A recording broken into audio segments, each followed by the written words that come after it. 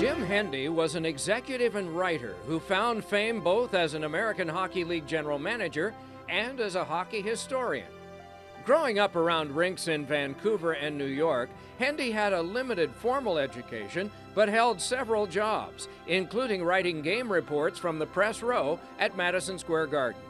His attention to detail led him to collecting and publishing player statistics, and he is widely credited with developing the methods for tracking hockey data that are still in use today. Jim Hendy was a terrific hockey builder.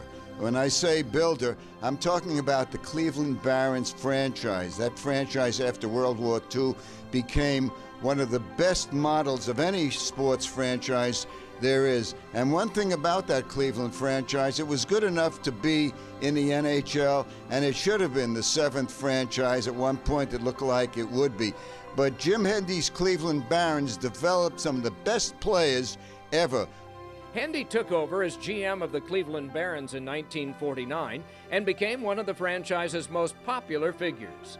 The Barons were the first team in AHL history to reach 100 points in the standings, and they would make the playoffs in each of Hendy's 11 seasons as general manager. Cleveland won 4 Calder Cups in 7 years between 1951 and 1957, and Hendy was twice named Hockey Executive of the Year by the Hockey News. I had the privilege of meeting Jim Hendy in the middle 50s when he was becoming general manager of the Cleveland Barons. And I can tell you firsthand, we had a tough time with his team back then when he was the general manager. I found him to be a great gentleman, a great person, an absolute fantastic promoter of hockey. One of the most respected executives the sport ever knew, Hendy was posthumously inducted into the Hockey Hall of Fame in 1968 and was honored with the prestigious Lester Patrick Trophy in 1970. The AHL continues to honor Hendy today.